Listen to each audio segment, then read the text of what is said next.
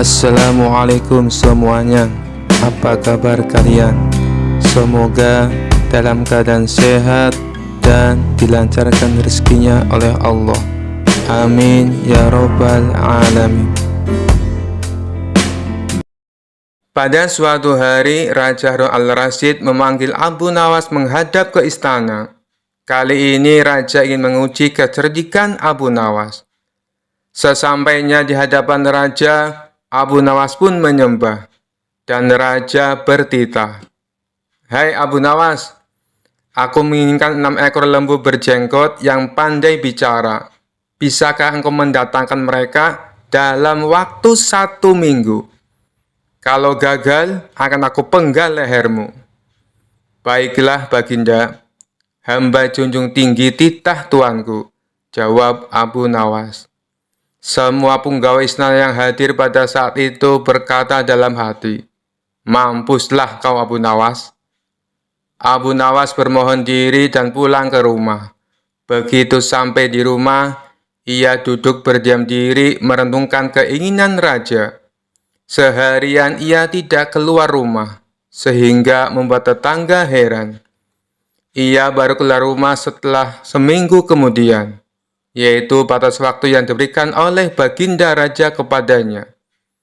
Ia segera menuju ke rumah orang banyak, lalu berkata, "Hai orang-orang muda, hari ini hari apa?" Orang-orang yang menjawab benar akan dia lepaskan, tetapi orang-orang yang menjawab salah akan ia tahan. Dan ternyata tidak ada seorang pun yang menjawab dengan benar. Tak ayal, Abu Nawas pun marah-marah kepada mereka.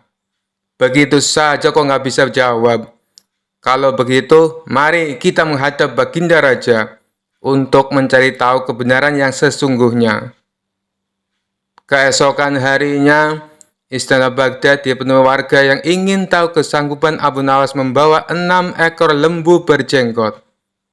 Sampai di depan Raja Harun al-Rasyid, ia pun menghaturkan sembah dan duduk dengan khidmat. Lalu Raja berkata, "Hei Abu Nawas, mana lembu berjenggot yang pandai bicara itu?" Tanpa banyak bicara, Abu Nawas pun menunjuk ke 6 orang yang dibawanya itu. "Inilah mereka Baginda." "Hei Abu Nawas, apa yang kau tunjukkan kepadaku itu?" "Iya Baginda." "Tanyalah pada mereka, hari ini hari apa sekarang?" jawab Abu Nawas. Ketika Raja bertanya, ternyata orang-orang itu memberikan jawaban yang berbeda-beda. Maka berujarlah Abu Nawas, "Jika mereka manusia, tentunya tahu hari ini hari apa. Apalagi jika tuanku menanyakan hari yang lain, akan tambah pusinglah mereka. Manusia atau hewankah mereka ini? Inilah lembu berjenggot yang pandai bicara itu, tuanku." Raja heran melihat Abu Nawas pandai melepaskan diri dari ancaman hukuman. Maka Raja pun memberikan hadiah 5.000 dinar kepada Abu Nawas. Kisah selanjutnya. Suatu hari Baginda Raja merasakan suntuk. Ia ingin keluar istana untuk menghilangkan rasa jenuhnya. Maka dipanggillah Abu Nawas untuk menemani sang raja jalan-jalan. Singkat cerita, Abu Nawas dan Baginda Raja memulai perjalanannya. Saat dalam perjalanan, Abu Nawas selalu bercerita yang membuat Baginda Raja terhibur. Ketika melintasi tepian pantai, mereka berdua berhenti sejenak untuk beristirahat.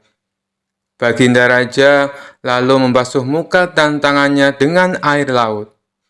Langsung terbesit dalam benaknya akan sebuah pertanyaan. "Hei Abu Nawas, menurutmu kenapa air laut itu asin?" tanya Baginda Raja. "Karena air laut itu tidak mengalir kemana-mana, Paduka. Ia senantiasa ada di tempatnya. Nah, untuk mencegah agar air laut tidak busuk, para leluhur kita dulu memberinya garam. Itulah sebabnya air laut menjadi asin," jawab Abu Nawas. Mendengar penjelasan itu, Baginda Raja tertawa terpingkal-pingkal. Perjalanan mereka berdua pun akhirnya dilanjutkan.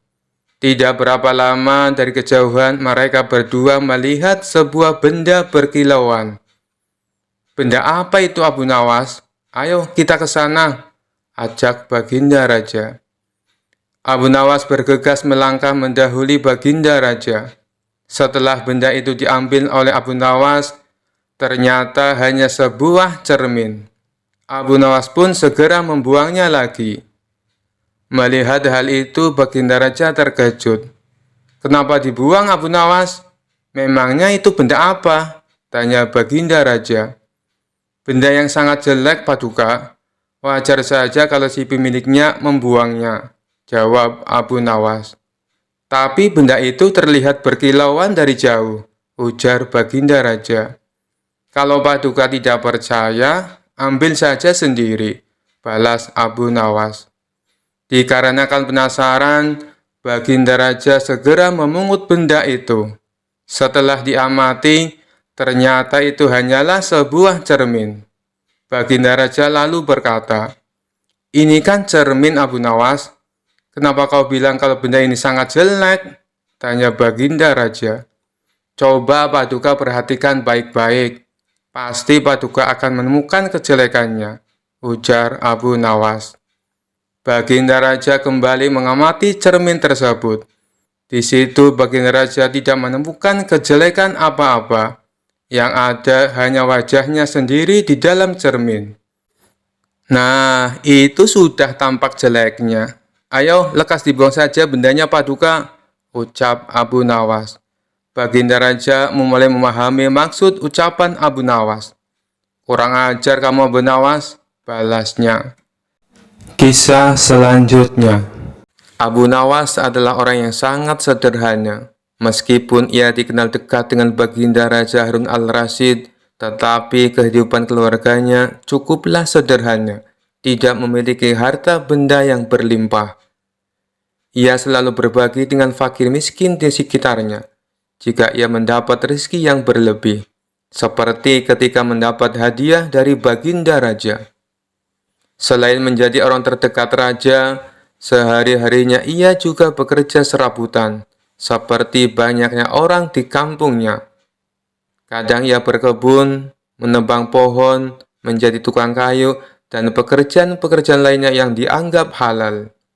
Suatu waktu pada musim kemarau, Abu Nawas sedang tidak mendapatkan pekerjaan apapun. Ia juga jarang diundang Baginda Raja, sehingga ia tidak mendapatkan hadiah. Pemasukan Abu Nawas semakin menipis. Ia hanya mengandalkan sisa dari tabungan untuk membiayai keluarganya sehari-hari. Kadang Abu Nawas mengisi kekosongan waktunya itu dengan beribadah saja, karena memang tidak ada pekerjaan yang lainnya. Suatu hari, istri Abu Nawas meminta sesuatu kepada suaminya.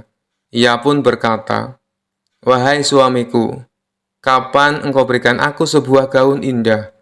Beberapa hari ini engkau hanya menghabiskan waktumu untuk berdoa saja," ucap istri Abu Nawas. "Tapi semuanya kulakukan dengan ikhlas, hanya untuk mendapatkan ridho Allah," jawab Abu Nawas. "Kalau begitu, mintalah upah kepada Allah," sahut istri Abu Nawas.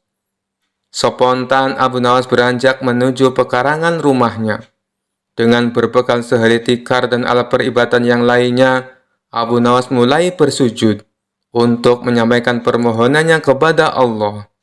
"Ya Allah, berilah hamba upah 100 keping perak," ujar Abu Nawas dengan suara lantang dan dilakukannya berulang-ulang. Rupanya suara Abu Nawas terdengar oleh seorang tetangganya yang kaya dan sedang beristirahat di depan rumah.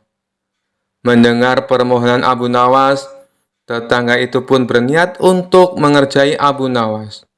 Ia langsung melempar sekantung uang perak 100 keping ke arah Abu Nawas. Abu Nawas pun dibuat kaget. Kaget tidak percaya apa yang telah ia dapatkan. Ia pun langsung mengambil uang tersebut dan langsung berlari menemui istrinya di dalam rumah. "Istriku, aku memang wali Allah. dan aku baru saja mendapatkan upah dari Allah, kata Abu Nawas kegirangan. Melihat Abu Nawas sudah membawa lari uangnya, si tetangga pun tidak terima dan langsung menemui Abu Nawas untuk meminta uangnya kembali. Hei Abu Nawas, kembalikan uang yang baru saja aku lemparkan tadi. Itu milikku, kata tetangganya itu. Bagaimana mungkin uang itu milikmu? Aku memohon kepada Tuhan, dan uang yang jatuh itu pasti jawaban dari Tuhan, jawab Abu Nawas. Karena Abu Nawas tetap bersikeras tidak mau mengembalikan uang tersebut, tetangga usir itu pun memutuskan menyelesaikan permasalahan itu di pengadilan. Sehari setelah itu, Abu Nawas pun dipanggil ke pengadilan. Hakim mulai bertanya, "Hei Abu Nawas, engkau hadir di sini karena suatu perkara. Engkau telah disangka mengambil kepunyaan tuan ini," kata Tuan Hakim sambil menunjuk ke arah tetangga Abu Nawas. "Apa pembelaanmu, wahai Abu Nawas?" tambah Tuan Hakim. "Tetangga saya ini gila, Tuan Hakim. Ia pikir semua yang ada di dunia ini adalah miliknya. Coba tanyakan saja, misalnya jubah saya, keledai saya, tentu semua diaku sebagai miliknya," jawab Abu Nawas. "Tapi itu memang milikku," teriak tetangga yang kaget akan pernyataan Abu Nawas tersebut. Abu Nawas kemudian menceritakan seluruh kronologi kejadian tentang doa yang dilakukannya untuk mendapatkan uang 100 keping perak. Hakim akhirnya memutuskan jika Abu Nawas tidak bersalah dan uang itu adalah sah milik Abu Nawas karena ia sudah memohon kepada Tuhan dan uang itu jatuh sendiri kepadanya. Kisah selanjutnya dikisahkan di suatu daerah di kota Baghdad terdapat sumur angker dihuni oleh jin yang jahat. Setiap malam terdengar suara menakutkan dan suara-suara aneh yang berasal dari sumur tersebut. Meskipun demikian, kedalaman sumur tersebut hanya sekitar 1 meter dan tidak ada airnya sama sekali.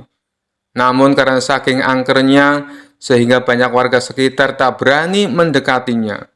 Suatu kali datang seorang tamu ke rumah Abu Nawas. Ia bernama Abu Jahil.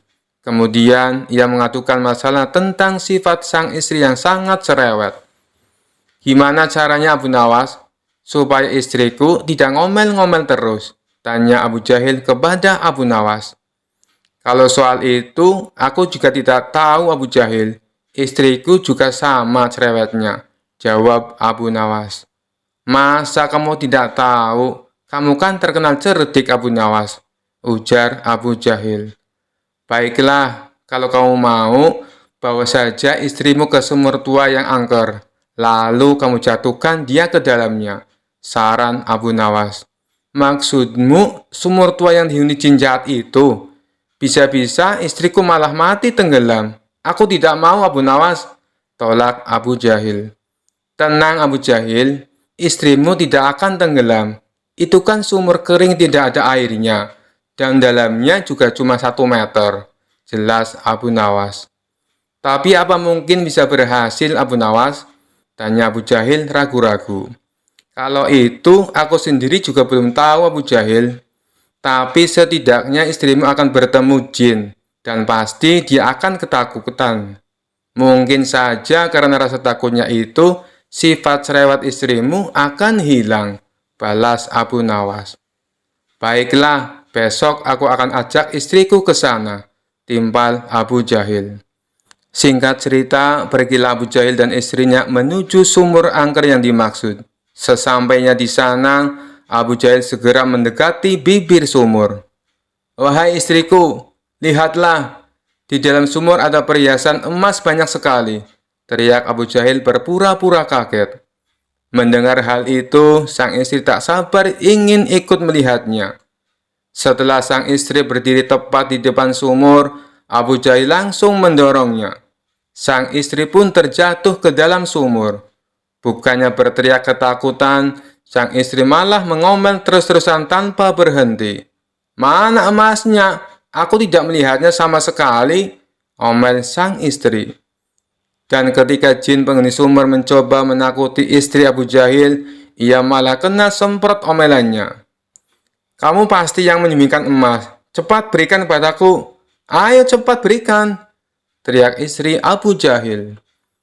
Karena tak kunjung mendapatkan emas, sang istri terus saja mengomel. Tidak lama kemudian, muncul sosok bayangan hitam keluar dari sumur. Rupanya sosok itu adalah jin penghuni sumur tersebut. Jin itu lalu mendekati Abu Jahil dan berkata, "Cepat angkat istrimu dari tempatku. Aku tidak tahan mendengar omelannya," ancam jin tersebut. Dengan penuh ketakutan, Abu Jahil langsung mengangkat istrinya dari sumur angker itu. Pada esok harinya, Abu Jahil kembali menemui Abu Nawas dan menceritakan peristiwa yang dialaminya. Spontan, Abu Nawas tertawa terpingkal-pingkal. "Ternyata istrimu lebih cerewet daripada istriku. Jin saja sampai tak tahan mendengar omelannya," seloroh Abu Nawas sambil terus tertawa. Kisah selanjutnya. Suatu hari, Baginda Raja dilanda masalah yang membuatnya tidak bisa tidur. Sedangkan masalah yang dihadapinya hanya Baginda Raja sendiri yang tahu. Meskipun Baginda Raja banyak masalah, namun ia sengaja merahasiakannya dari orang-orang sekitar, baik kepada penasihat istana maupun Abu Nawas selaku sahabatnya tempat berkeluh kesah.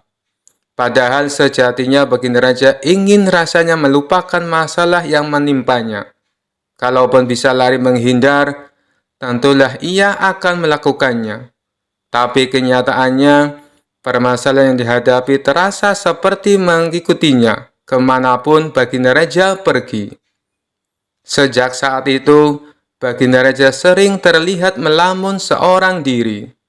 Kemudian penasihat istana mendekati Baginda Raja. "Maaf Paduka yang mulia, hamba perhatikan belakangan ini Paduka terlihat murung. Hamba khawatir Paduka nanti jatuh sakit.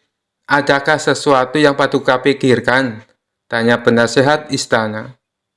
"Tidak ada apa-apa, aku baik-baik saja. Kau urusi saja pekerjaanmu," jawab Baginda Raja dengan memalingkan wajahnya. Penasehat istana pun hanya terdiam. Ia merasakan gelagat bahwa Baginda Raja sedang dilanda masalah besar. Dikarenakan Baginda Raja tidak mau berterus terang, penasihat istana tidak berani membujuknya untuk menceritakan masalah yang dihadapinya. Makin hari, sikap Baginda Raja makin tertutup, bahkan kini enggan menerima tamu. Hal ini membuat para pejabat istana menjadi sangat khawatir. Apa yang harus kita lakukan? Makin hari, Baginda Raja terlihat mengkhawatirkan. Ini sangat buruk untuk kondisinya. Jangan sampai Baginda Raja jatuh sakit, kata salah seorang menteri. "Aku juga cemas melihat sikap Baginda Raja belakangan ini. Aku sudah mencoba membujuknya supaya mau menceritakan masalah yang dialami. Tapi ia malah memalingkan wajah. Baginda Raja memilih menutup diri," beber penasehat istana. "Saya punya saran. Bagaimana kalau masalah ini kita sampaikan kepada Abu Nawas? Biasanya dia tahu solusinya," ujar salah satu dari menteri. "Ya, saya setuju dengan saran tersebut," balas lainnya. Maka beberapa menteri istana segera mendatangi rumah Abu Nawas. Melihat yang datang adalah para menteri, Abu Nawas sempat terkejut. Biasanya yang diutus Baginda Raja adalah prajurit istana. "Kenapa kalian yang datang?" tanya Abu Nawas. "Kami ke sini bukan diutus Baginda Raja, tapi atas kemauan sendiri," jawab para menteri. Kemudian para menteri ini memberitahu Abu Nawas tentang keadaan yang menimpa Baginda Raja. "Kami semua sudah berusaha memberi perhatian, tapi Baginda Raja selalu menutup diri," kata salah satu menteri. "Baiklah, aku akan mencoba menghiburnya. Mari kita ke istana sekarang," ajak Abu Nawas. Singkat cerita, Abu Nawas menghadap Baginda Raja. Ia lalu bercerita kisah-kisah jenaka di hadapan Baginda Raja, berharap bisa terhibur dan tertawa. Tapi ternyata tidak ada reaksi apapun. Baginda Raja hanya terdiam, malah meninggalkan Abu Nawas lalu masuk ke kamarnya. Selepas Baginda Raja pergi, para menteri segera menghampiri Abu Nawas. "Bagaimana ini Abu Nawas? Kamu lihat sendiri kan?" ucap mereka. "Sepertinya Baginda Raja sedang mengalami masalah berat. Biarkan aku pulang dulu. Aku akan memikirkan cara untuk mengatasi masalah ini," ucap Abu Nawas. Setibanya di rumah, Abu Nawas terus memikirkan cara terbaik memecahkan masalah ini. Setelah berpikir cukup lama, akhirnya Abu Nawas menemukan ide yang cemerlang. Esok harinya Abu Nawas pergi ke pasar. Di hadapan orang-orang, Abu Nawas berteriak, "Apakah di antara kalian ada yang bisa memasukkan unta ke lubang jarum?" Mendengar pertanyaan Abu Nawas, semua orang yang ada di sana heran. Salah satu dari mereka lalu menjawab, "Mana mungkin bisa, itu perkara yang mustahil." Dengan lantang Abu Nawas membalas, "Tidak ada perkara yang mustahil. Jangankan aku, anak kecil pun bisa." "Kalau kau mau bisa, coba tunjukkan kepada kami," pinta mereka. "Maaf kawan-kawan, sayangnya aku hanya bisa membuktikannya bila di hadapan Baginda Raja," jawab Abu Nawas. Begitulah seterusnya, setiap ada keramaian orang ataupun perkumpulan, Abu Nawas selalu mengatakan hal yang sama. Akhirnya kabar tentang Abu Nawas bisa memasukkan unta ke lubang jarum sampai juga hingga ke telinga Baginda Raja. Awalnya Baginda Raja tidak terlalu memperdulikannya. Tapi lama-kelamaan timbul juga rasa penasaran pada dirinya. Maka diperintahkanlah beberapa pengawal istana memanggil Abu Nawas. "Tuan Abu Nawas, Anda diperintah Paduka untuk datang ke istana," ucap seorang prajurit. "Benarkah?" tanya Abu Nawas memastikan. "Benar Tuan Abu Nawas," jawab dia. "Rencanaku akhirnya berhasil," pikir Abu Nawas. "Oh iya, bagaimana kondisi Baginda Raja sekarang?" tanya Abu Nawas lagi.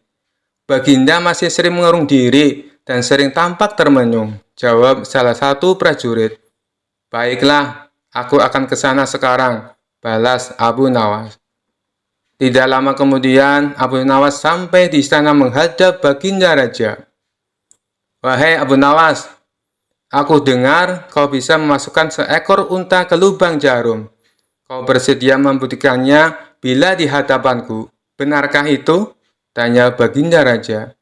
"Benar Paduka yang mulia," jawab Abu Nawas. "Bagaimana mungkin?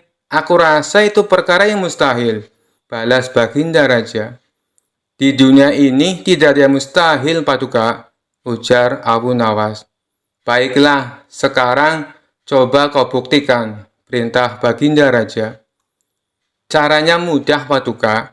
Kita tinggal membuat jarum yang lubangnya lebih besar daripada seekor unta. Dengan begitu, kita bisa memasukkannya dengan mudah. Bahkan anak kecil pun bisa," jawab Abu Nawas menjelaskan. "Kalau caranya seperti itu, semua orang pun bisa melakukannya. Berarti kau telah menipu semua orang, termasuk aku," ucap Baginda Raja.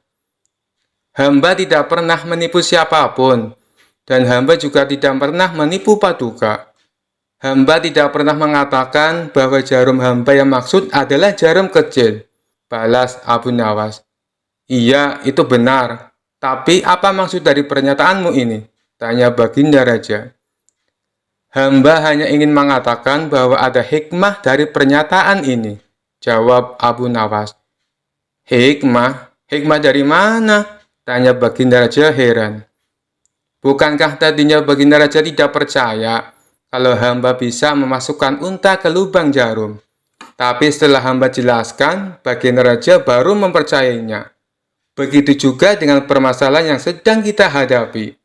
Sebesar apapun masalah, sebesar apapun bebannya, tapi kalau hati kita lebih besar, hati kita lebih luas saat menghadapinya, maka semua masalah akan terasa lebih ringan.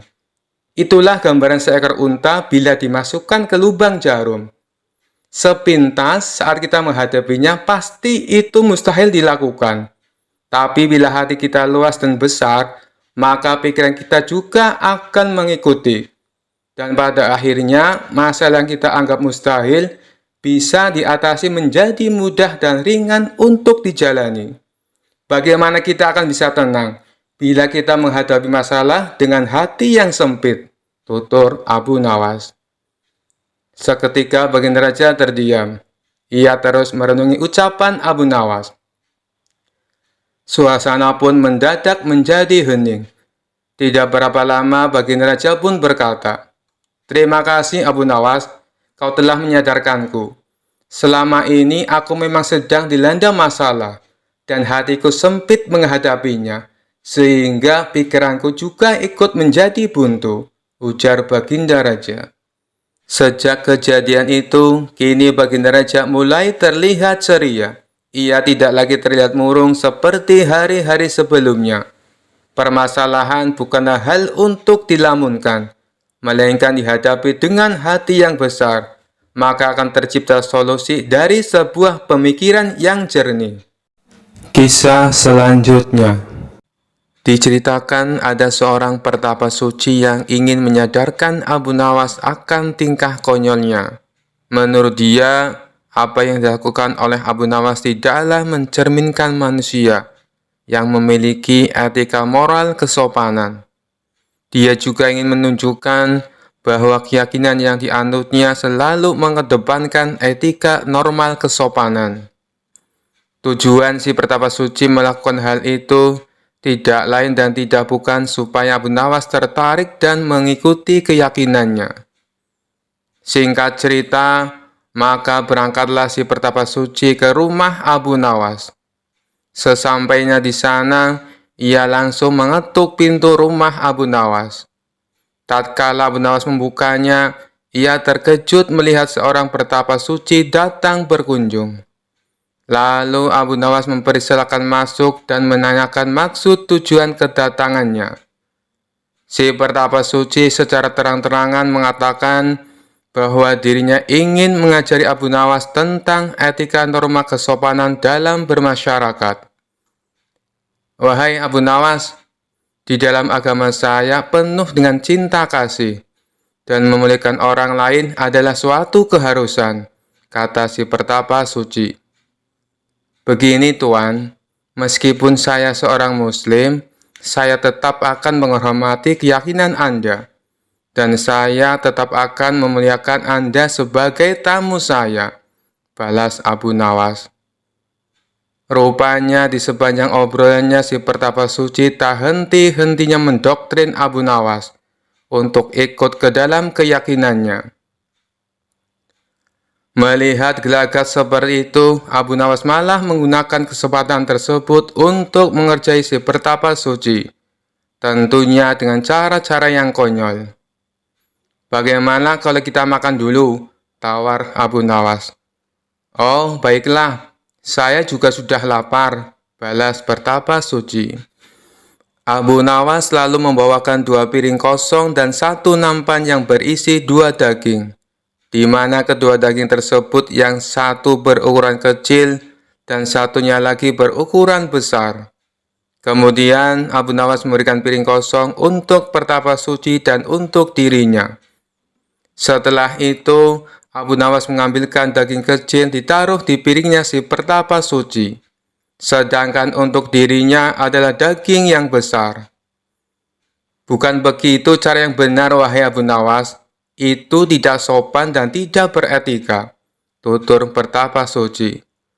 "Berarti caraku ini salah?" tanya Abu Nawas berpura-pura. "Ya Abu Nawas, itulah tujuanku ke sini untuk mengajarimu bagaimana cara yang benar menghormati seorang tamu," jawab pertapa suci. "Oh, begitu ya," balas Abu Nawas sambil mengembalikan kedua dagingnya ke nampan. "Boleh aku bertanya, apa yang kau lakukan jika kau menjadi aku?" tanya Abu Nawas lagi. "Begini caranya Abu Nawas, aku akan mengambilkan daging yang besar untukmu," kata si pertapa suci. Abu Nawas pun mengikuti dengan mengambil daging yang besar dan ditaruh di piringnya sendiri. Lalu aku akan mengambil daging yang kecil untuk diriku sendiri. Lanjut pertapa suci. Abu Nawas menurutinya dengan mengambil daging yang kecil dan menaruhnya di piring pertapa suci. Silakan dimakan, ucap Abu Nawas langsung menyodorkan. Abu Nawas langsung memakan daging yang besar yang berada di piringnya. Dan si pertapa suci terpaksa hanya mendapatkan daging yang kecil untuk dimakannya. Setelah selesai makan, Abu Nawas berkata, "Bukankah hasilnya sama saja dengan yang aku lakukan di awal tadi?" Celetuk Abu Nawas. Tak lama Abu Nawas kembali berkata, "Apakah kau tahu tata cara makan?" Tanya Abu Nawas. "Oh, itu sangat mudah. Pertama, saya memanjatkan syukur atas rezeki yang aku dapatkan. Setelah itu, aku memakannya dengan perlahan, serta mengunyahnya dengan mulut tertutup," jawab pertapa suci dengan yakin. "Yang kamu lakukan itu salah," balas Abu Nawas. "Kenapa salah? Itu sudah sesuai etika dan norma cara menghormati sebuah makanan," ujar pertapa suci tidak terima. "Jelas saja itu salah. Harusnya kamu teliti dulu. Apakah makanan yang kamu dapatkan dari cara yang halal atau cara yang haram? Bila kamu makan makanan yang haram dengan 1000 adab sekalipun, maka itu tidak akan memberi manfaat sama sekali. Makanan haram justru akan menyebabkan hatimu menjadi hitam," jelas Abu Nawas. Merasa dirinya malah dipermainkan Abu Nawas, si pertapa suci akhirnya pamit pulang dan pergi meninggalkan rumah Abu Nawas. Kisah selanjutnya. Pada suatu hari, Baginda Raja Harun al-Rasyid tersenyum sendiri manakala mendapati ayam betinanya bertelur. Beliau memanggil pengawal agar mengumumkan kepada rakyat bahwa kerajaan mengadakan sayembara untuk umum. Sayembara itu berupa pertanyaan yang mudah, tetapi memerlukan jawaban yang tepat dan masuk akal. Barang siapa yang bisa menjawab pertanyaan itu akan mendapatkan imbalan yang amat menggiurkan, 1 pundi penuh uang emas. Tetapi bila tidak bisa menjawab, maka akan mendapatkan hukuman, undian yang berisiko. Pada kondisi yang susah begini, sayembara seperti itu mengundang banyak peminat. Sayang beribu sayang, karena hukuman yang berat bila gagal menjawab, maka para peminat itu hanya bisa menelan air liur saja.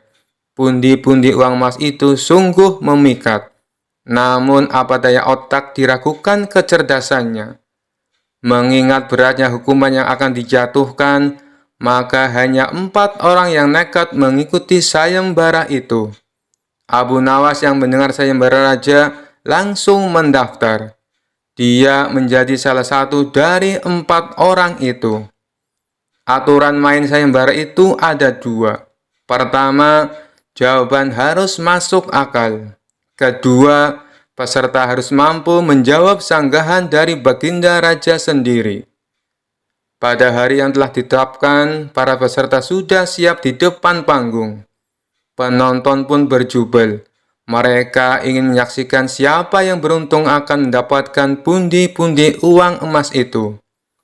Baginda Raja duduk di atas panggung. Beliau memanggil peserta pertama.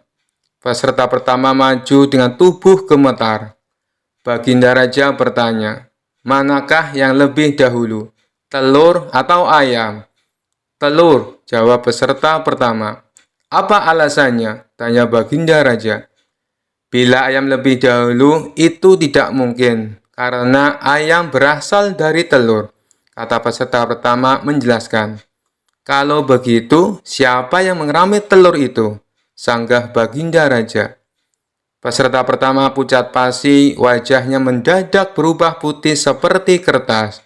Ia tidak bisa menjawab. Tanpa ampun ia dimasukkan ke dalam penjara. Kemudian peserta kedua maju dan berkata, "Paduka yang mulia, sebenarnya telur dan ayam tercipta dalam waktu yang bersamaan."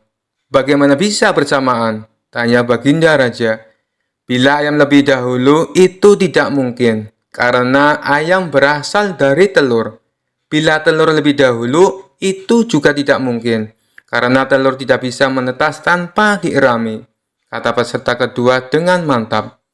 Bukankah ayam betina bisa bertelur tanpa ayam jantan? Sanggah Baginda Raja memojokkan. Peserta kedua bingung, ia pun dijebloskan ke dalam penjara. Lalu giliran peserta ketiga, ia berkata, "Tuanku yang mulia, sebenarnya ayam tercipta lebih dahulu daripada telur. Sebutkan alasanmu," kata Baginda Raja. "Menurut hamba, yang pertama tercipta adalah ayam betina," kata peserta ketiga meyakinkan. "Lalu, bagaimana ayam betina bisa beranak pinak seperti sekarang, sedangkan ayam jantan tidak ada?" tanya Baginda Raja memancing. "Ayam betina bisa bertelur tanpa ayam jantan. Telur diirami sendiri, lalu menetas dan menurunkan anak ayam jantan.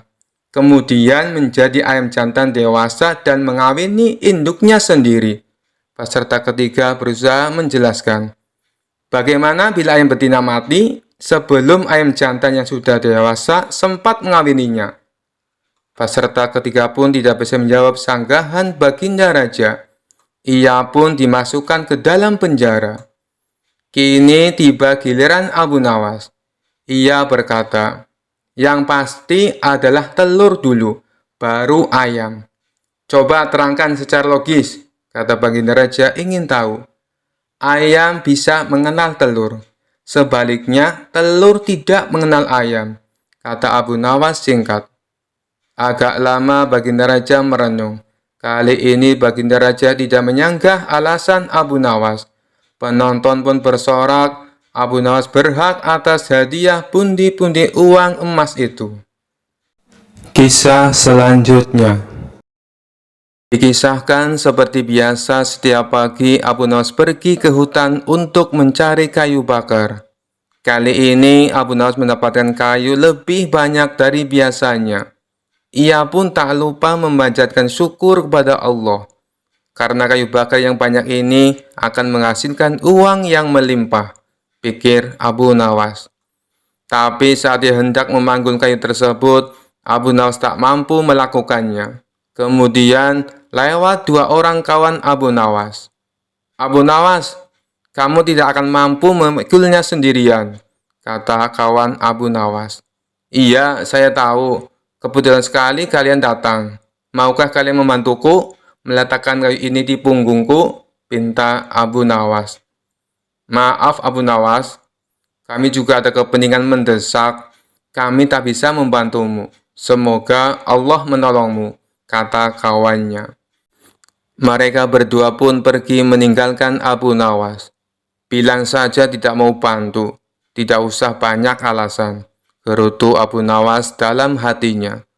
Dengan sekuat tenaga, Abu Nawas mengangkut kayu itu seorang diri.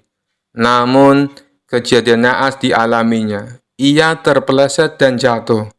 Kayu-kayu yang dibawanya pun jatuh berserakan di mana-mana. Abu Nawas melirik ke arah sekitarnya, akan tetapi tidak ada seorang pun di situ untuk dimintai bantuan. Tiba-tiba, lewatlah seseorang yang perawakan tinggi dan besar. "Kawan, tunggu dulu. Sudikah engkau membantuku mengumpulkan kayu bakar yang berserakan dan meletakkannya di punggungku?" pinta Abu Nawas. "Upah apa yang akan kau berikan bila aku membantumu?" tanya lelaki itu. "Tidak ada sesuatu apapun," jawab Abu Nawas. "Baiklah," balas lelaki tersebut dengan tersenyum. Ia lalu membantu Abu Nawas mengumpulkan kayu yang berserakan dan meletakkannya di punggung Abu Nawas. Kemudian, Abu Nawas melanjutkan perjalanannya menuju pasar. Dari hasil penjualan kayunya, Abu Nawas mendapatkan uang yang cukup banyak. Saat dia hendak pulang, tiba-tiba ia dihadang lelaki yang telah menolongnya. Lelaki itu menjulurkan tangannya sambil berkata, "Mana upahku?" kata pria penolong Abu Nawas. "Upah yang mana?" tanya Abu Nawas dengan herannya. "Bukannya tadi kamu mengatakan akan memberiku upah?" balas lelaki tersebut. Maka terjadilah percekcokan di antara mereka berdua. Karena tidak ada yang mau mengalah, Lalu mereka sepakat untuk membawa masalah ini ke hadapan Tuan Hakim. Singkat cerita, sampailah mereka berdua di hadapan Tuan Hakim. Mereka lalu mengadukan masalahnya pada Tuan Hakim. Abu Nawas sudah berjanji akan memberi saya upah, tapi ketika saya minta, dia tidak mau memberikannya, ujar lelaki itu. Benar begitu, Abu Nawas? Tanya Tuan Hakim. Ya, benar. Tapi saya menjawabnya tidak ada sesuatu apapun. Namun, dia memaksa saya untuk memberikan upah. Kata Abu Nawas membela diri. Apapun janjimu, kamu harus memberikannya, Abu Nawas. Saya kira ini adalah keputusan yang adil untuk kalian berdua, tutur Tuan Hakim. Mendengar keputusan Dewan Hakim, Abu Nawas hanya terdiam. Ia pun mulai menangkap maksud dari ucapan Tuan Hakim. Baiklah, Tuan Hakim, saya akan memberikan dia upah sesuai dengan janji saya, ucap Abu Nawas. Abu Nawas lalu mengambil kantong kosong di sakunya dan memberikannya kepada lelaki tersebut. Betapa girangnya lelaki itu, ia segera meraih kantong dari Abu Nawas dan tangannya merogoh ke dalam kantong itu. Menyadari bahwa itu adalah kantong kosong, lelaki tersebut menjadi marah. Apa-apaan ini, Abu Nawas? Menipu Tuan Hakim. Ia memberikan kantong kosong, tanya lelaki itu mengadu. Apa isi kantong itu? Tanya Tuan Hakim. Tidak ada sesuatu apapun, Tuan Hakim, jawab lelaki tersebut. Kalau begitu, Abu Nawas berarti sudah membayar upahnya. Bukankah Abu Nawas menjawab kalau upahnya adalah tidak ada sesuatu apapun? Jelas Tuan Hakim. Dengan ini, permasalahan kalian saya anggap selesai. Silahkan kalian berdua pulang ke rumah masing-masing, ucap Tuan Hakim. Kisah selanjutnya. Dikisahkan Abu Nawas mempunyai tetangga seorang ateis. Ateis merupakan keyakinan yang tidak mempercayai adanya Tuhan. Meskipun demikian, Abu Nawas tetap menghormati tetangganya yang ateis itu. Apabila Abu Nawas mendapatkan rezeki yang berlebih, ia selalu berbagi dengan para tetangga, termasuk tetangganya yang ateis itu. Begitupun sebaliknya, tetangganya yang ateis itu selalu berbagi kepada Abu Nawas jika dia mendapat rezeki yang banyak. Mereka hidup rukun dan saling menghormati, meskipun keyakinan mereka berbeda. Namun ada satu hal yang membuat tetangga ateis ini kesal dengan perilaku Abu Nawas.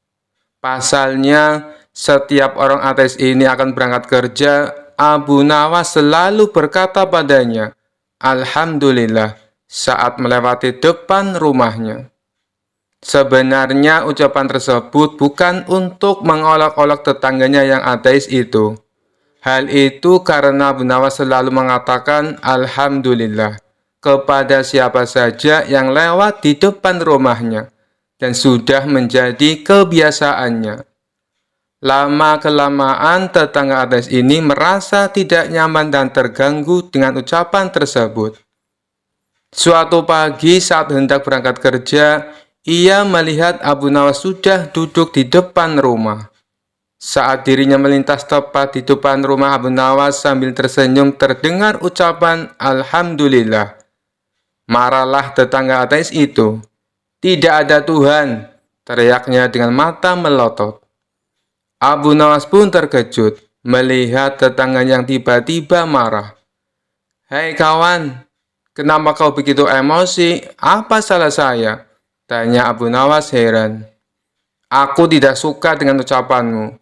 Jangan ucapkan kata-kata itu di depanku, bentak orang ateis itu. Karena tak ingin ribut dengan tetangganya, Abu Nawas memilih untuk mengalah.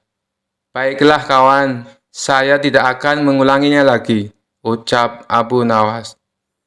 Akibat kejadian itu, hubungan antara mereka pun menjadi renggang.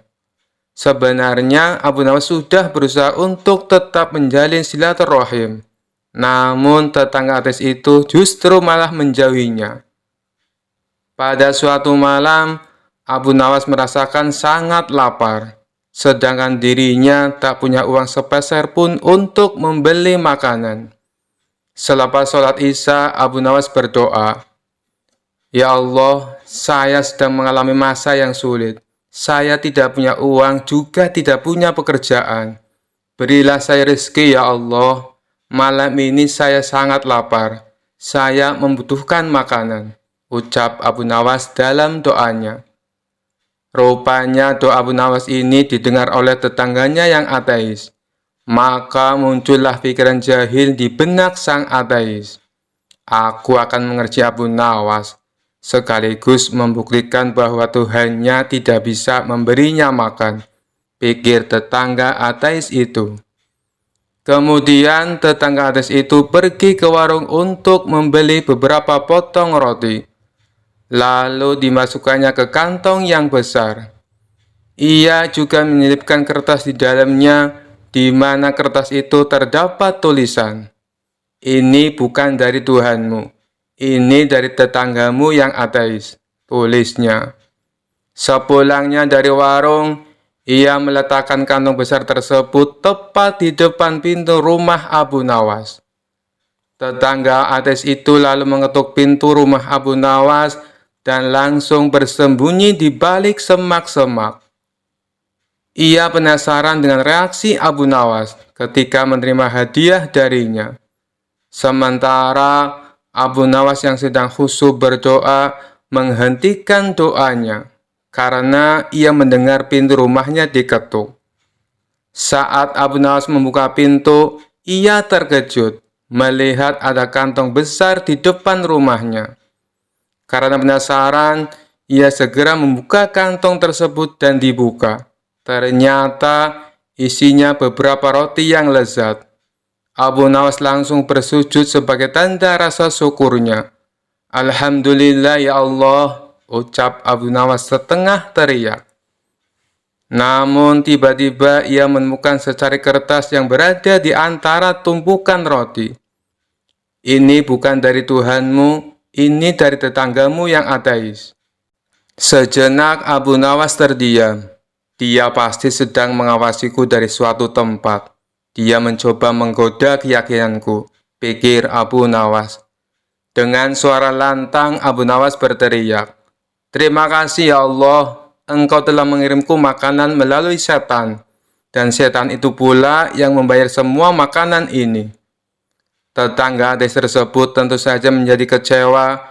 Ia tak menyangka disebut setan oleh Abu Nawas. "Dasar kurang ajar, bukannya berterima kasih kepada aku, tapi justru berterima kasih kepada Tuhannya. Malah aku disebut sebagai setan," gerutunya dalam hati. Kisah selanjutnya. Dikisahkan pada saat itu Harun al-Rasyid menunjuk kawannya untuk menjabat sebagai gubernur di kota Abu Nawas tinggal. Namun sayangnya orang yang ditunjuk ini menyalahgunakan jabatannya. Dengan sewenang-wenang dia memerintahkan para prajurit untuk menangkap para sastrawan yang dianggap pintar. Setelah beberapa sastrawan berhasil ditangkap, mereka dihadapkan kepada gubernur yang baru itu. Satu persatu di antara mereka ditanya oleh sang gubernur, "Menurutmu, saya gubernur yang adil atau zalim?" tanya sang gubernur. "Anda adalah gubernur yang zalim," jawab sastrawan yang pertama. Sang gubernur terperanjat dengan jawaban tersebut. "Apa alasanmu?" tanya sang gubernur. "Karena Anda telah menangkap kami tanpa sebab," jawab sastrawan pertama. "Prajurit, masukkan dia ke dalam penjara. Besok dia harus dihukum mati," pinta sang gubernur.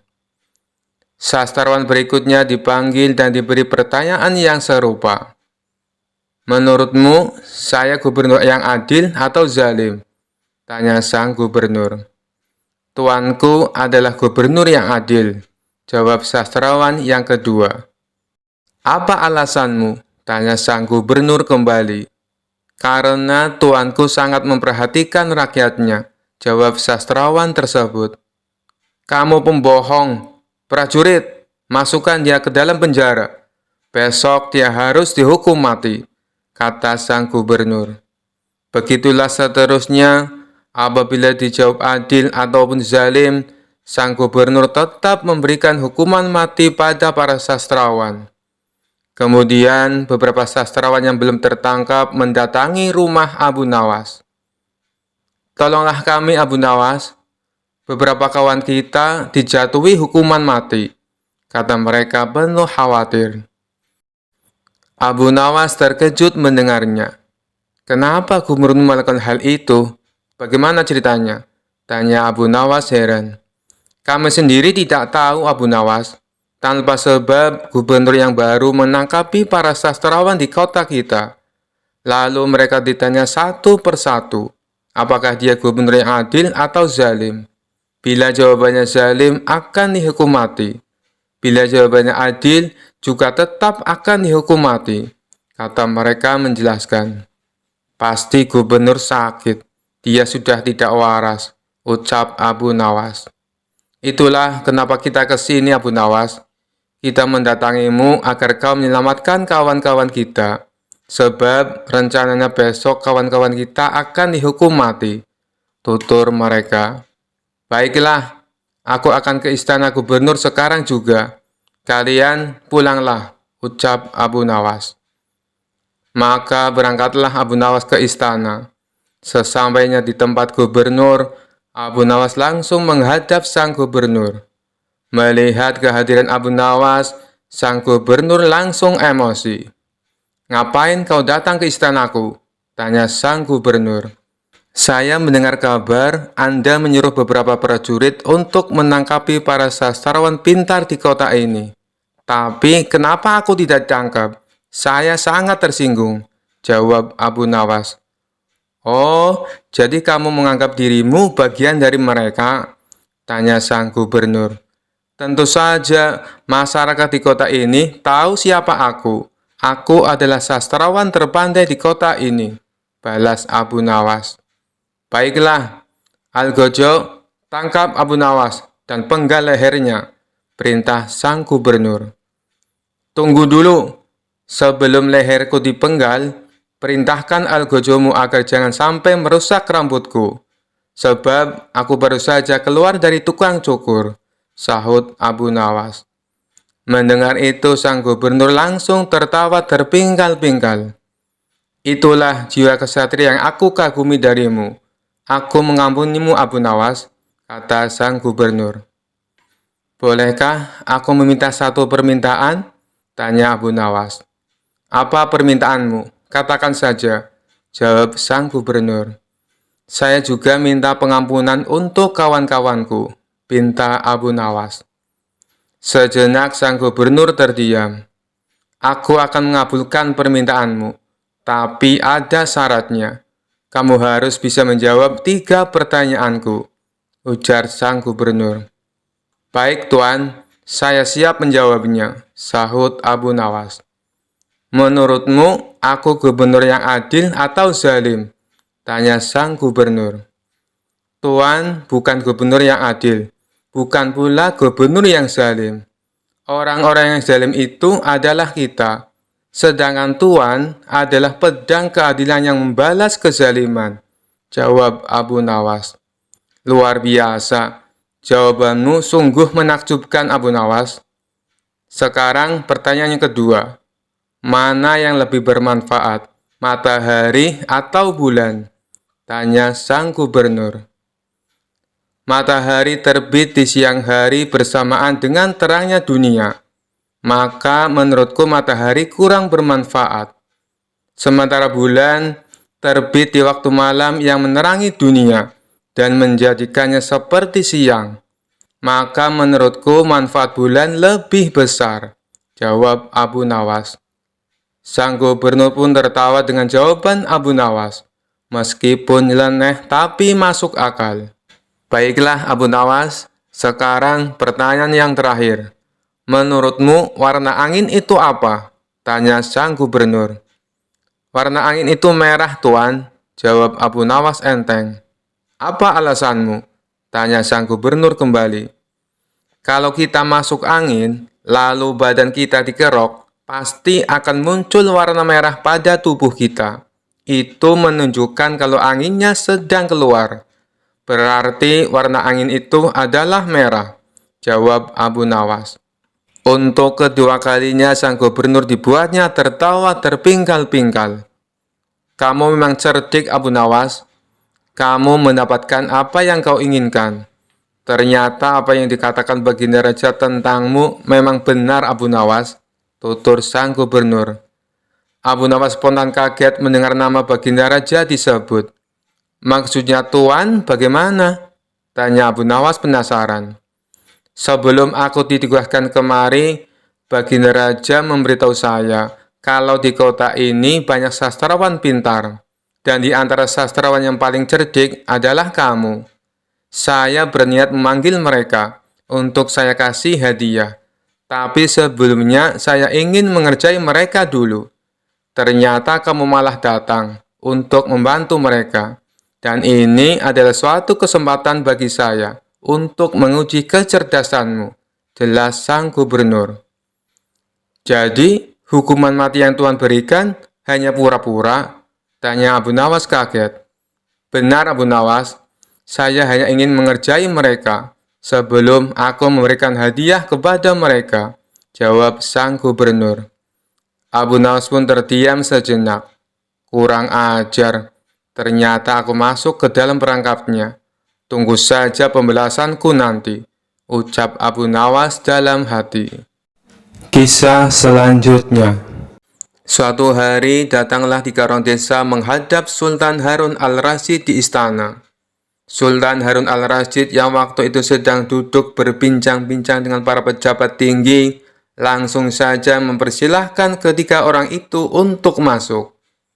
Setelah 3 orang itu membungkuk, salah seorang di antara mereka berkata, "Ampun beribu ampun Baginda, karena kami telah mengganggu perbincangan Baginda dengan para pejabat yang lain." "Tidak, kalian tidak mengganggu. Kami malah senang dengan kedatangan kalian. Memangnya ada apa kalian menghadapku? Adakah persoalan yang ingin kalian sampaikan?" "Begini Baginda, saya Ahmad mempunyai 2 ekor kambing betina. Zulfikar mempunyai seekor kambing jantan, sedangkan Zubair tidak mempunyai kambing. Karena itulah Zubair yang setiap hari harus bekerja mengembalakan kambing. Apabila ketiga kambing itu beranak pinak, maka pembagian keuntungannya juga telah kami sepakati, yakni saya mendapat separuh dari jumlah kambing. Zulfikar memperoleh 1/3 dari jumlah kambing, sedangkan Zubair yang mengembala dan merawatnya mendapat bagian 1/8-nya, terang Ahmad. "Lantas, apakah kambing itu sekarang telah beranak pinak?" tanya Baginda Raja. "Benar Baginda, ketiga kambing itu sekarang sudah berjumlah menjadi 23 ekor. Karena itu kami sekarang ingin membaginya sesuai dengan kesepakatan kami dulu. Tapi ternyata kami kesulitan untuk membaginya. Karena itulah kami ke sini ingin memohon pertolongan Baginda Raja," terang Ahmad. Membagi 23 ekor kambing sesuai perjanjian tentu tidak mudah. Bayangkan, bila Ahmad memperoleh pembagian separuh dari kambing-kambing itu, maka Ahmad sebenarnya mendapat bagian 11 ekor lebih setengah kambing. Sedangkan Zulfikar memperoleh pembagian 1/3. Seharusnya mendapatkan 7 ekor lebih 2/3 kambing. Sementara Zubair mendapatkan 1/8-nya, yang berarti 2 ekor kambing lebih 7/8 kambing. Raja Harun al-Rasyid tampaknya berpikir keras untuk memecahkan masalah tersebut. Bahkan para pejabat yang hadir di tempat tersebut juga tak sanggup memecahkan masalah tersebut. Karena orang yang hadir di tempat tersebut tak ada yang bisa memecahkan masalah itu, akhirnya Harun al-Rasyid terpikir untuk mengundang Abu Nawas. Setelah Abu Nawas sampai ke istana, ia pun langsung bertanya masalah yang terjadi. Mereka bertiga kemudian menceritakan ulang kronologi kebingungan tersebut. "Wah, itu masalah kecil Baginda. Insya Allah saya akan membantu mencarikan jalan keluarnya, kata Abu Nawas. Tolong bawakan kambing itu masuk semuanya. Setelah ke-23 ekor kambing tersebut dituntun masuk ke istana, Abu Nawas lalu menghitung kembali jumlah kambing. Sesudah kambing itu dihitung dan benar jumlahnya 23, Abu Nawas lantas berpikir keras menemukan solusi dari masalah pelik tersebut. Tak lama kemudian, izinkan hamba meminjam kambing baginda seekor saja, kata Abu Nawas. Nah, sekarang saatnya saya akan membagi kambing tersebut sesuai dengan porsi kalian saat perjanjian, kata Abu Nawas setelah menambahkan kambing milik baginda raja. Ahmad, yang berhak memperoleh separuh kambing, maka boleh mengambil 12 ekor. Sedangkan engkau Zulfikar, yang memperoleh bagian sepertiganya, maka boleh mengambil 8 ekor, kata Abu Nawas memerintahkan. Terakhir Zubair, yang memperoleh bagian seperdelapannya, maka engkau berhak mengambil bagian 3 kambing. Sisa 1, karena saya tadi meminjam 1 ekor milik baginda, maka ini saya kembalikan lagi kambing tersebut kepada baginda raja. Masing-masing telah mendapatkan bagiannya.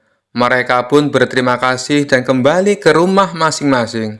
Perkara yang pelik itu akhirnya dapat ditemukan solusinya berkat kecerdasan Abu Nawas. Kisah selanjutnya. Al-Kisah, suatu hari Abu Nawas sedang bepergian ke suatu tempat karena ada suatu urusan. Di dalam perjalanannya, ia melihat seorang pemuda yang hendak melompat dari sebuah jembatan. Kemudian Abu Nawas menghampiri pemuda tersebut sambil berteriak, "Jangan melompat dari tempat itu." Setelah sampai ke jembatan di mana pemuda tersebut berada, Abu Nawas langsung melontarkan pertanyaan. "Mengapa di usiamu yang begitu muda berpikir untuk terjun ke dalam air yang sangat dingin itu?" tanya Abu Nawas. "Karena bosan hidup," jawab pemuda tersebut. Tentu saja jawaban dari pemuda tersebut tidak bisa diterima oleh Abu Nawas begitu saja. Maka Abu Nawas pun kembali berkata, "Anak muda, dengarkan saya. Jika kamu terjun ke sungai itu, saya harus terjun juga menyusulmu untuk menyelamatkanmu. Air itu dingin sekali. Saya baru saja sembuh dari radang paru-paru. Tahu maksud saya bisa mati. Saya mempunyai istri dan anak. Apakah kamu mau hidup dengan beban pikiran seperti ini?" ujar Abu Nawas. "Tentu saja tidak," jawab pemuda itu kepada Abu Nawas. "Maka dengarkan saya, jadilah orang baik-baik, bertobatlah, dan Allah akan mengampunimu. Pulanglah. Nah, dalam kesendirianmu dan di rumah yang sepi itu, gantunglah dirimu," ujar Abu Nawas seraya balik kanan pergi. Setelah mendengarkan perkataan Abu Nawas, pemuda itu membatalkan niatnya untuk bunuh diri dan kembali pulang ke rumahnya. Dalam perjalanan selanjutnya, Abu Nawas didatangi oleh seorang laki-laki bejat. Tanpa basa-basi, laki-laki tersebut langsung menanyakan sesuatu kepada Abu Nawas. "Wahai Abu Nawas, aku ingin sekali memiliki kemampuan melihat setan. Apa kau bisa mengajariku bagaimana cara melihatnya?" tanya laki-laki bejat tersebut. "Tentu bisa, tepat sekali kau bertemu denganku," jawab Abu Nawas mengiyakan permintaan laki-laki itu. "Kalau begitu, tunjukkan kepadaku," ujar laki-laki tersebut kepada Abu Nawas. "Itu mudah sekali. Apa kau mempunyai cermin di rumah?" kata Abu Nawas. "Tentu saja punya, wahai Abu Nawas," jawab laki-laki itu kembali. Kemudian Abu Nawas pun memberitahukan cara melihat wujud setan kepada laki-laki bejat tersebut. "Jadi begini caranya, pandangi cerminmu betul-betul. Tidak butuh waktu lama, kau akan melihat wujud setan yang ingin kau ketahui," jelas Abu Nawas. Pemuda itu yang mengetahui maksud dari perkataan Abu Nawas hanya bisa tertawa terpingkal-pingkal. Kisah selanjutnya. Suatu hari Abu Nawas akan melakukan perjalanan yang kebetulan harus melewati perbukitan kecil. Daerah tersebut merupakan tempat tinggal jin raksasa jahat. Salah seorang warga setempat melarang niat Abu Nawas ini. "Tuan, lebih baik urungkan niat Anda. Carilah jalan yang lain saja," ujar warga tersebut. "Memangnya kenapa?" tanya Abu Nawas penasaran. "Perbukitan itu sangat angker. Ada jin raksasa yang jahat. Dia tidak segan-segan membunuh siapa saja yang berani ke sana," jawab warga tersebut. Setelah mendengar penuturan warga itu, Abu Nawas sejenak termenung. Tapi ini adalah jalan satu-satunya. Tidak ada jalan yang lain lagi, pikirnya. Setelah berpikir matang-matang dengan segenap keberanian, akhirnya Abu Nawas nekat melewati perbukitan kecil tersebut. Benar saja, baru beberapa langkah menginjakkan kaki di sana, tiba-tiba muncul sosok makhluk raksasa yang tidak lain adalah jin jahat. "Hai manusia, lancang sekali kau kemari. Kamu mau cari mati?" bentak jin raksasa jahat. "Tidak, aku hanya numpang lewat, karena ini adalah jalan satu-satunya," jawab Abu Nawas. "Kamu tahu, ini adalah daerah kekuasaanku. Siapapun dilarang lewat sini," kata jin raksasa jahat memberitahu. "Bukannya ini adalah bumi Allah? Kamu tidak ada hak melarangku," balas Abu Nawas. "Oh, jadi kamu menantangku? Akan aku hancurkan tubuhmu," ancam jin raksasa jahat. "Baik, silakan mencobanya. Tetapi aku bisa mengalahkanmu, sebab aku sangat perkasa lebih dari yang kau bayangkan," sahut Abu Nawas tidak mau kalah. "Omong kosong, kau pasti seorang sufi, makanya berani menantangku. Orang-orang sufi itu hanya terpikat pada masalah rohani. Kau tidak akan bisa mengalahkanku, sebab aku memiliki kekuatan. Wujudku 30 kali lipat lebih besar darimu," ucap jin raksasa jahat. "Wujudmu memang lebih besar dariku, tapi itu tidak menjamin kau lebih perkasa. Kalau kau menginginkan uji kekuatan, ambil batu ini dan peraslah air darinya," balas Abu Nawas. Abu Nawas lalu memungut sebutir batu kecil dan diberikannya kepada jin raksasa yang jahat itu. Seketika batu kecil hancur lebur dalam genggamannya. Akan tetapi tidak setetes pun air yang keluar. Jin raksasa jahat tersebut coba mengulanginya beberapa kali dengan batu yang lain. Tapi usahanya sia-sia. Akhirnya jin raksasa jahat itu pun menyerah. "Ini mustahil, tidak mungkin ada air di dalam batu. Coba kau tunjukkan kalau batu memang ada airnya," kata jin raksasa penasaran. Dalam keremang-remangan, Abu Nawas mengambil sebuah batu kecil yang lapuk. Bersamaan dengan itu, tanpa sepengetahuan jin raksasa, Abu Nawas juga mengambil sebutir telur dari kantong bajunya. Lantas merupakan batu kecil menggunakan genggaman tangannya. Seketika cairan telur langsung menetes keluar. Melihat hal itu, jin raksasa jahat sangat terkesan dengan kesaktian Abu Nawas. "Kamu luar biasa. Menginaplah di tempat tinggalku malam ini. Akan kujamu kau dengan bermacam hidangan," ajak jin raksasa. Abu Nawas pun mengikutinya masuk ke sebuah gua yang sangat besar. Sesampainya di dalam sana, ia melihat banyak sekali harta dan perhiasan. "Dari mana semua harta ini?" tanya Abu Nawas. Jin raksasa jahat memberitahu semua harta dan perhiasan tersebut adalah milik para kabilah yang tersesat dan sudah dibunuh. Setelah dijamu makan malam, jin raksasa mempersilahkan Abu Nawas untuk beristirahat. "Berbaringlah di sebelahku dan tidurlah," kata jin raksasa jahat. Jin raksasa kemudian membaringkan diri dan segera tidur.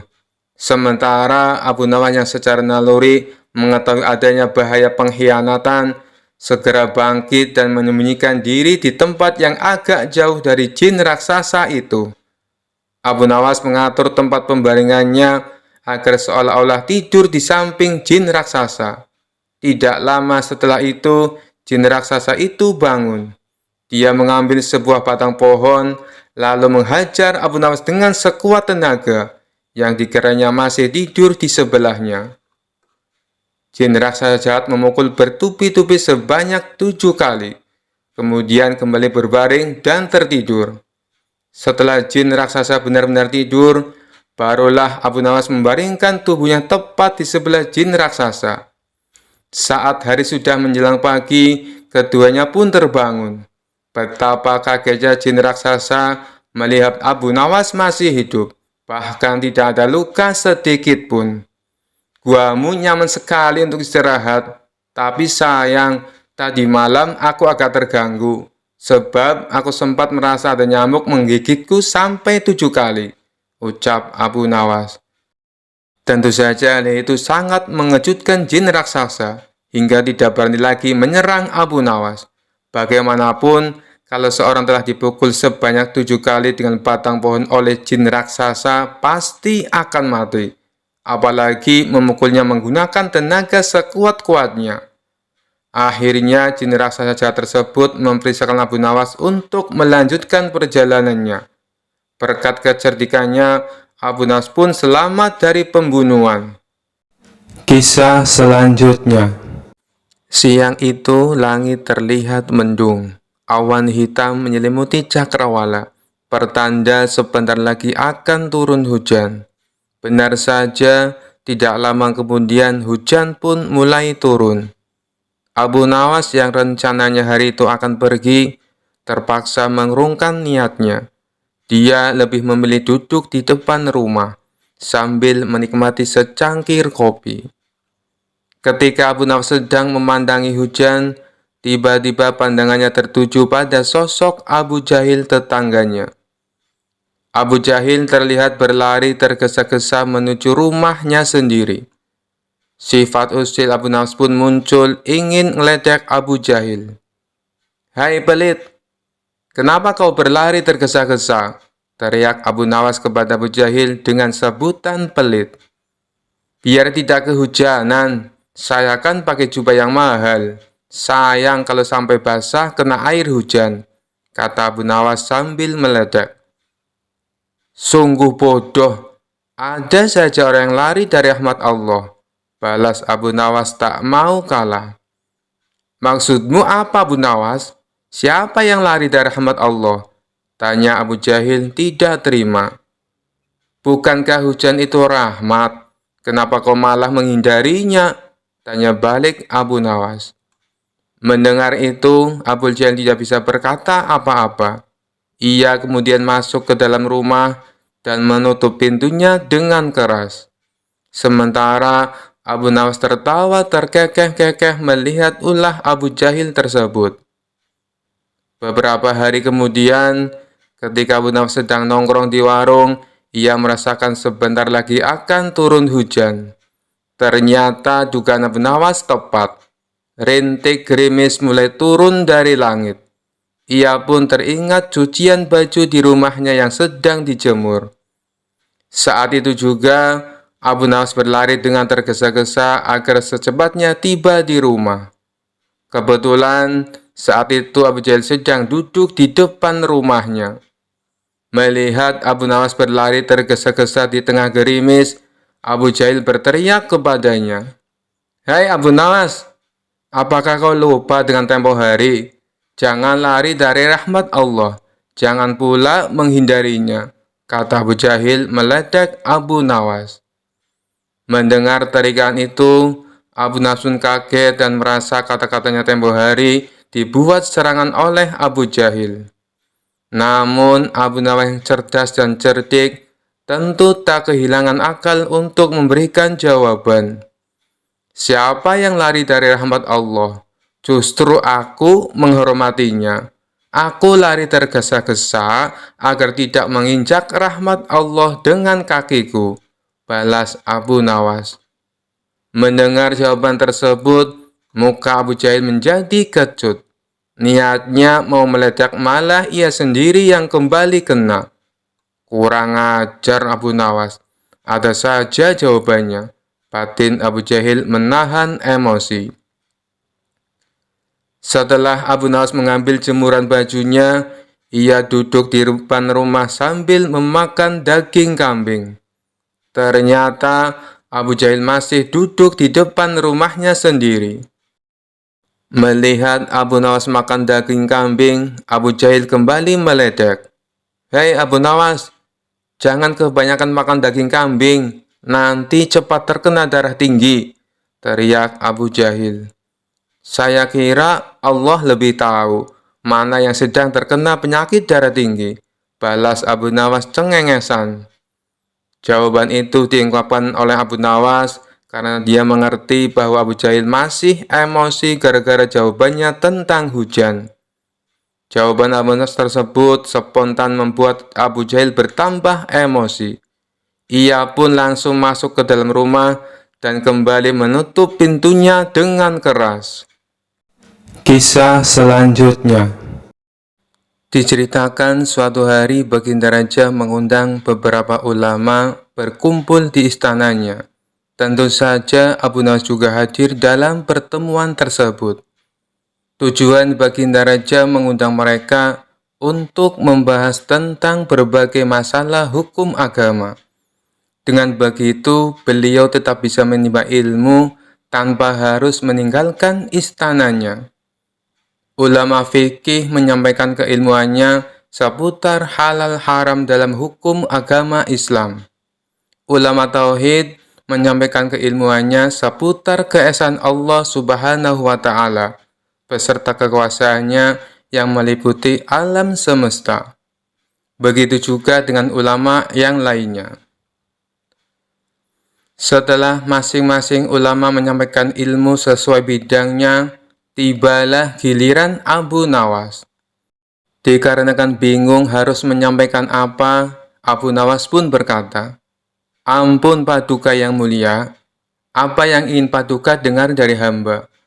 Hamba rasa para ulama ini sudah menyampaikan semuanya." "Kalau menurutmu demikian, baiklah. Berarti sekarang waktunya untuk tanya jawab," ucap Baginda Raja. "Abu Nawas, apa yang kau ketahui tentang rezeki?" tanya Baginda Raja. "Kita semua pasti meyakini bahwa rezeki datangnya dari Allah Subhanahu wa Ta'ala. Sebagaimana dalam firman-Nya, tidak ada suatu binatang melata pun di bumi, melainkan Allah lah yang memberi rezekinya," jelas Abu Nawas. "Rezeki itu bisa datang dari mana saja, Paduka. Kita sebagai manusia cukup bertawakal dengan benar. Niscaya rezeki akan datang kepada kita. Lakukan yang menjadi bagianmu. Selanjutnya, biarkan Allah yang mengurus lainnya."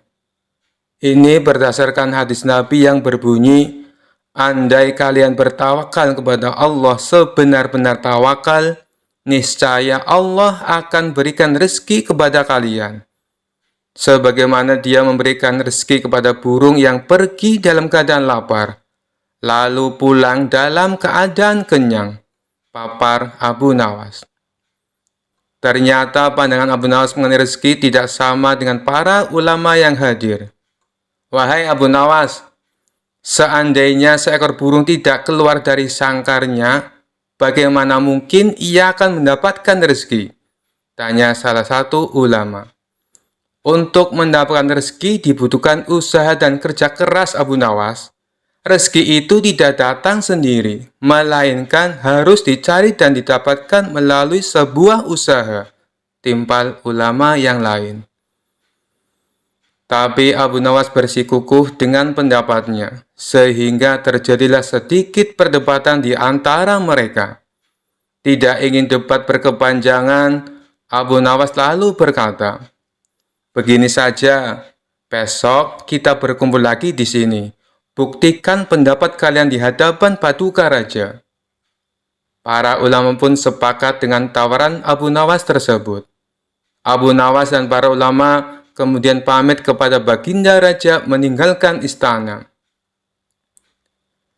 Setelah berpamitan kepada Baginda Raja, Abu Nawas pun segera pulang ke rumahnya, sebab ia harus mengajar murid-muridnya. Sementara para ulama tersebut sibuk mencari cara untuk membuktikan pendapat mereka. Sampai pada akhirnya, saat berjalan pulang menyusuri sebuah desa, para ulama melihat penduduk setempat sedang panen buah kurma. Kemudian, terbesitlah niatan untuk membantu warga. Setelah selesai dengan pekerjaannya, para ulama ini mendapat imbalan beberapa ikat buah kurma dari warga setempat. Mereka senang bukan main. Para ulama itu senang bukan karena mendapatkan kurma, tetapi memiliki alasan untuk menyampaikan kepada Abu Nawas dan Baginda Raja bahwa pendapat mereka soal rezeki adalah benar. Kita mendapatkan buah kurma karena berusaha dan bekerja, sedangkan Abu Nawas hanya diam di rumah. Mana mungkin dia mendapatkan kurma? Ini menunjukkan bahwa rezeki bisa didapat bila mencarinya dan bekerja. Jadi pendapat kita sudah benar. Besok kita bawa ini sebagai buktinya. Kita tunjukkan kepada Abu Nawas dan Baginda Raja, kata salah satu ulama kepada kawannya. Maka pada keesokan harinya, para ulama ini datang ke istana. Sesampainya di sana, ternyata sudah ada Abu Nawas duduk di hadapan Baginda Raja. Melihat para ulama sudah datang, Baginda Raja segera menyambutnya. "Kemarilah, silakan duduk tuan-tuan," sambut Baginda Raja. Mereka lalu duduk bersebelahan dengan Abu Nawas. Salah satu ulama kemudian berkata, "Ampun Paduka yang mulia, sesuai dengan janji kami membawakan bukti atas pendapat kami. Kami rasa pendapat Abu Nawas kurang tepat. Justru pendapat kamilah yang lebih tepat." Mendengar hal itu, Baginda Raja pun bertanya, "Bukti apa yang kalian bawa?" Para ulama ini segera menunjukkan beberapa ikat buah kurma, lalu meletakkannya di hadapan Abu Nawas dan Baginda Raja. "Buah kurma ini kami dapat karena kemarin kami bekerja membantu warga panen kurma. Jadi, mengenai pendapat Abu Nawas yang mengatakan seseorang cukup bertawakal dengan benar, nanti rezeki akan datang sendiri, kami rasa pendapat tersebut kurang tepat Paduka. Pendapat kamilah yang lebih tepat, karena rezeki itu harus dicari. Seandainya kami tidak bekerja membantu warga, kurma ini tentu tidak akan sampai di tangan kami. Sedangkan Abu Nawas kemarin hanya berdiam diri di rumah. Apakah Abu Nawas mendapat kurma seperti kami? Tentu saja tidak Paduka, karena kemarin Abu Nawas tidak bekerja," kata ulama menjelaskan. "Yang kalian katakan itu benar sekali. Aku sependapat dengan kalian," sahut Baginda Raja. "Bagaimana denganmu Abu Nawas? Apakah kamu masih membantahnya?" tanya Baginda Raja. Mendengar hal itu, Abu Nawas hanya tersenyum seraya mengambil kurma dan mencicipinya. Kemudian ia berkata, "Kemarin aku memang hanya di rumah seharian, karena aku harus mengerjakan tugasku sebagai guru, yaitu mengajar murid-muridku. Hari ini, saat kalian bercerita tentang kurma, tiba-tiba saya jadi kepengin. Alhamdulillah, kalian datang bukan hanya membawa ceritanya, tapi juga buah kurmanya untukku. Bukankah ini juga bagian dari rezeki yang datang tanpa sebab? Seperti yang hamba ucapkan dulu Paduka, cukup dengan tawakal yang benar kepada Allah. Niscaya Allah akan berikan rezeki. Lakukan yang menjadi tugasmu. Selanjutnya, biarkan Allah yang mengurus lainnya. Hamba melakukan tugas sebagai guru. Lalu Allah mengirim kalian membawakan kurma untukku," ucap Abu Nawas tidak mau kalah. Mendengar penjelasan Abu Nawas, para ulama pun langsung tertawa satu sama lain. "Kamu memang cerdik Abu Nawas," puji Baginda Raja. Sementara para ulama ini meskipun berbeda pendapat, tidak saling menyalahkan dan membenarkan pendapatnya sendiri. Begitulah indahnya Islam, apabila saling menghormati perbedaan pendapat. Kisah selanjutnya. Suatu hari, raja didatangi oleh orang miskin yang mengadukan suatu masalah. "Apa masalahmu, Tuan? Cobalah ceritakan padaku," kata baginda raja. "Nama saya Abu Sukun, orang miskin. Di sebelah rumah saya adalah orang kaya. Orang kaya itu menyuruh saya membayar uang karena saya dituduh telah mencium bau makanannya tanpa izin. Bagaimana saya bisa menghindari bau makanannya, sementara rumahnya bersebelahan dengan rumah saya, tuanku," kata Abu Sukun. "Apakah Anda sudah membawa kasus ini ke pengadilan?" tanya baginda raja. "Sudah, tuanku. Namun hakim telah menghukum saya untuk membayar 100 dinar atas permintaan orang kaya itu. Saya tidak punya uang untuk membayar sebanyak 100 dinar. Orang miskin seperti saya, dari mana saya bisa mendapatkan uang sebanyak itu?" jawab Abu Sukun dengan sedih. "Jika hakim telah mengambil keputusan, itu artinya kamu bersalah dan harus membayar dendanya," kata baginda raja. Tiba-tiba Abu Nawas berbisik kepada raja. Raja mengangguk tanda setuju dengan Abu Nawas. "Besok saya akan pergi ke pengadilan untuk meminta masalah ini agar dibicarakan lagi, supaya mendapat keadilan," kata baginda raja. "Sudahlah, aku akan membantumu. Baginda ingin masalah ini diselidiki dan diadili dengan baik," kata Abu Nawas kepada Abu Sukun. Tengah malam, Abu Nawas meminta raja untuk pergi ke rumah hakim. Tiba-tiba mereka mendengar percakapan di rumah hakim. Dengan cepat, Abu Nawas dan raja bersembunyi sambil mendengarkan percakapan dari dalam rumah hakim. "Saya mendengar raja ingin kasus saya dibawa ke pengadilan lagi. Ini uang 100 dinar saya berikan pada Anda, agar kasus ini saya menangkan," kata si kaya. Raja pun terkejut dan marah. "Besok kita harus pergi ke pengadilan, dan tuanku harus menjadi saksi atas perbuatan mereka," kata Abu Nawas. Keesokan harinya di pengadilan, "Tuan Hakim, Abu Sukun telah mencium bau makanan dari rumah saya tanpa izin. Sebagai bukti, Abu Sukun semakin gemuk, sementara saya semakin kurus. Itu tidak adil, dan saya meminta agar Abu Sukun membayar 100 dinar untuk bau makanan yang sudah diciumnya," kata orang kaya. Di pengadilan, Abu Nawas adalah pengacara Abu Sukun. Abu Nawas berkata, "Tuan Hakim, tidak adil jika Abu Sukun dihukum hanya karena mencium bau makanan saja. Sedangkan orang kaya ini yang memakan makanan dan merasa kenyang. Agar adil, saya usulkan supaya orang kaya ini dibayar dengan mendengar suara uang 100 keping dinar," kata Abu Nawas tegas.